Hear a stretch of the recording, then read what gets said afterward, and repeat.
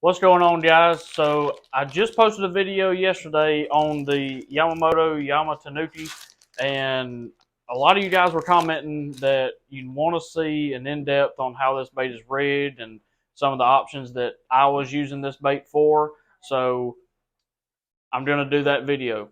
So the way I was talking about fishing this bait in that video I was talking about is I was skipping this bait up under docks and letting it float, down those side of them pilings and all that. So the way I was using it is I was just throwing it on a straight bait caster with 15-pound fluorocarbon. And you can use two different hooks with this. You can use either just a standard uh, offset round bend worm hook, or if you're a fan of the EWG, you can throw the EWG style. Personally, I prefer the round bend over the EWG.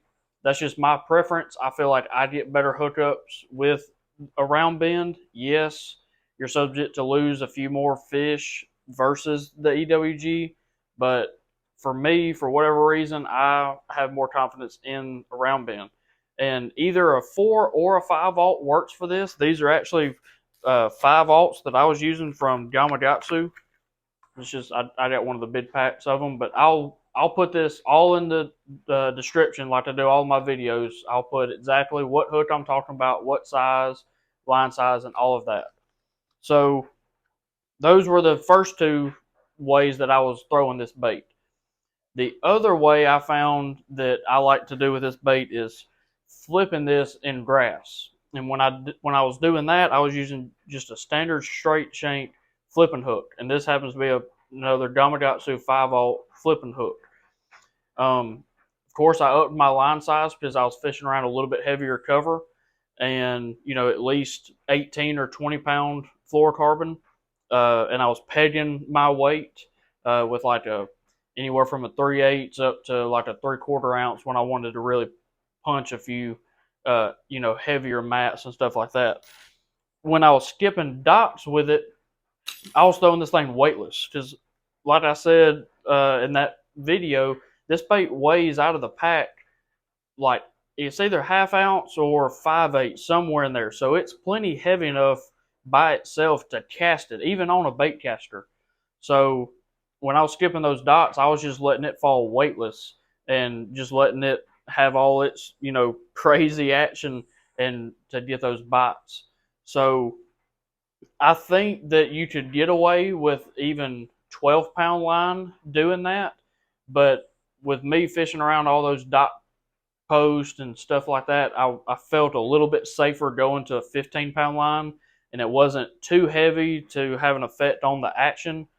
But like I said, flipping the bait with the straight shank, you've got to go with a little bit heavier pound line because I was fishing around a little bit more cover and I needed a little bit more leverage to get those fish out. When I looked at the comments, there was a few comments actually talking about rigging this bait on a screw lock hook, and I'm actually out of 4 and 5/0 screw locks, but I've got a 6/0 just to show you guys what I'm talking about. And this is just it's actually a swim bait hook, and this happens to be an EWG with that screw lock pin.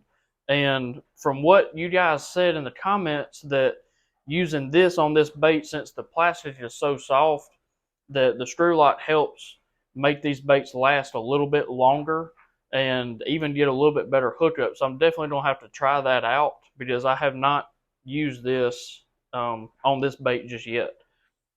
So guys, the options are endless with this bait. I really feel like it's just like a Senko. I mean, you can do all sorts of stuff. I saw somebody mention that you could probably put it on a Ned rig and bedfish with this bait. I believe with that tail, I mean, me not doing much of anything, that tail just sits there and wags. I mean, it's got really, really good action on it. So I believe you could throw it on a shaky head if you wanted to. Like I said, you could throw it on a Carolina rig.